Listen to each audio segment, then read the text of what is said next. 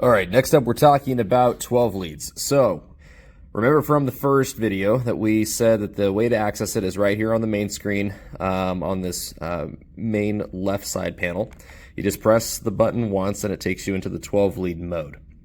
From here, there's a couple of things that we have to input before we can actually register the 12 lead. And there's actually two ways to do it. We'll do the easy way first, and then I'll show you the kind of the bypass way. And it's this little icon right here. You can see that it almost looks like a patient's chart. And that's because when we push it, it wants us to input the patient's age and their gender. This is important because it uses certain calculations and parameters for making some of its estimations when it does the readout. So try to remember to input this information before we go obtaining the reading. This menu works just the same way as the last one did that we talked about, where just scrolling right off the bat selects the item that we want to change. Hitting enter moves the selector over to the other menu to where we can actually change the data itself. So let's say in this case we had a 40-year-old female. We would select 40, hit enter to go back over to this side, scroll down to the patient's sex, hit the enter, come back over here, scroll again, F for female, enter again. You get the idea. Now there's where it gets weird because there's no official enter button for this menu. You simply go to the back arrow. That might seem a little counterproductive, but when you hit back, it is now entered in. To demonstrate, if I were to go here, you see 40F is still the current data. Okay, so this has now been registered into the database, and once we hit the snapshot 12 lead button, which is right there at the top, it will obtain the 12 lead utilizing those parameters. Okay, now let's reset this real quick to where it defaults, and I'm going to show you that there's a kind of a faster way. We kind of call it the shortcut method. It only works if you have not touched the patient data at all. You've come into the 12 lead mode, and then right off the bat, you're like, hey, this is a perfect readout. You know, the patient's sitting still. We need to grab this in a hurry, and you don't want to go through all the menu options here.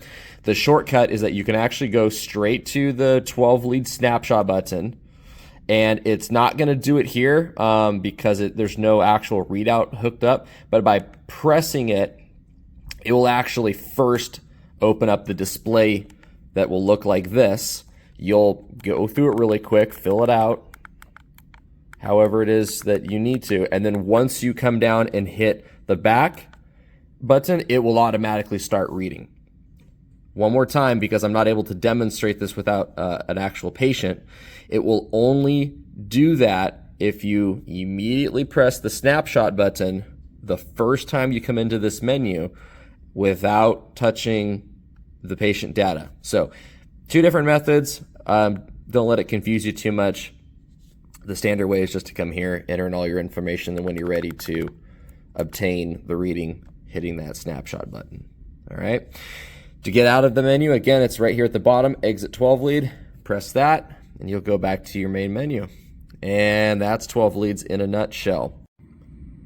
All right, and the last step of the process is knowing how to transmit the EKG, as well as to go into the database and retrieve it. So first, transmitting. Once we have obtained the 12 lead, we hit the snapshot. It prints out, comes up with its diagnosis. It's going to give us some kind of readout that's going to look something like this. It's basically just giving a summary of what it's printing out. When that happens, you'll notice that this side panel here just changed. These are new symbols.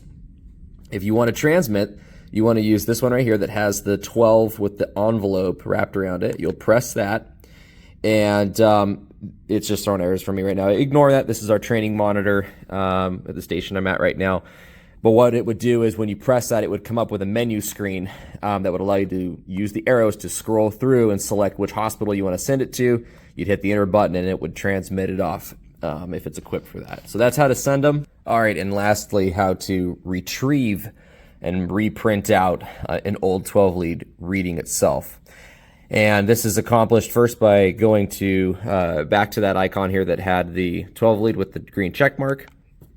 You'll push that, it'll pop up this 12 lead review menu, and it'll ask you which 12 lead snapshot would you like to review. And you'll use the arrows to scroll down, find the one that you want. Obviously, it would be the one at the top if it was your current incident. You'll hit the enter button to select it. It'll pop up with the diagnosis that it printed out for you. And again, this menu will pop up again. So you would have the chance to resend it off if you didn't before.